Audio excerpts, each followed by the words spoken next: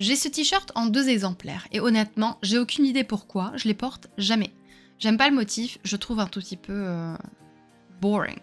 Alors aujourd'hui, j'ai décidé de le transformer et pour ça, je vais utiliser ma brodeuse, mais avec une petite touche spéciale. On va intégrer du HTV, du vinyle thermocollant, et puis ensuite, on va broder par-dessus.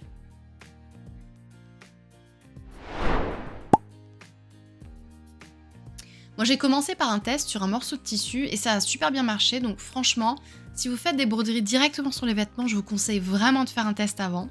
Donc pour mon projet, j'ai fait une petite pâte en double exemplaire. Ensuite, je duplique la broderie et je change les couleurs juste pour que la machine elle s'arrête entre les étapes.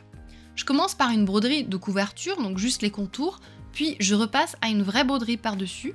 Et cette étape, elle permet de bien positionner le HTV après. Vous verrez, ça aura tout son sens bientôt. J'ai mis le t-shirt à plat et j'ai placé la petite pâte où je voulais qu'elle soit au final. Ensuite, j'ai retourné le t-shirt et j'ai ajouté un peu de Vliseline thermocollante à l'intérieur pour stabiliser. Perso, je trouve que c'est ce qui fonctionne le mieux, donc si vous utilisez autre chose, dites-le moi en commentaire. Ensuite, je remets le t-shirt à l'endroit, je positionne le cadre de la brodeuse sous la pâte et j'ajoute encore une couche de Vliseline spéciale broderie pour maintenir le tout. Une fois le cadre fixé, je fais attention à bien ajuster le t-shirt pour éviter de broder sur l'arrière. Ce serait dommage, hein? Maintenant, je positionne la broderie à l'endroit souhaité et je laisse la brodeuse faire son rectangle test pour vérifier que tout est bien aligné. Une fois validé, j'enlève la pâte temporaire et je lance la broderie de placement. Et c'est cette étape qui me dit où poser le HTV. Je coupe donc le vinyle thermocollant à la bonne taille, j'enlève le pastique et je le positionne soigneusement sur la broderie. Moi, je préfère épingler pour être sûr que ça bouge pas, mais chacun sa méthode, hein. Je remets le cadre en place et je commence la vraie broderie de la petite pâte.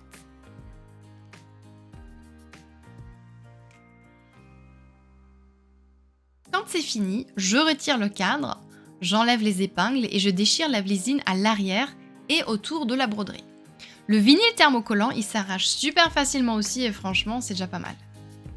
Pour finaliser, je place un petit coussin sous la broderie, un papier sulfurisé par-dessus et je presse avec ma machine à chaleur. 15 secondes à 150 degrés en appuyant bien et voilà, la chaleur elle fixe parfaitement le HTV malgré l'épaisseur du fil à broder. Et c'est déjà fini ? Le t-shirt est prêt à être porté. C'est Céline, ma mannequin du jour, qui vous montre le résultat. Perso, je trouve ça trop mignon, ça donne une petite touche spéciale et en vrai, c'est vraiment facile à faire.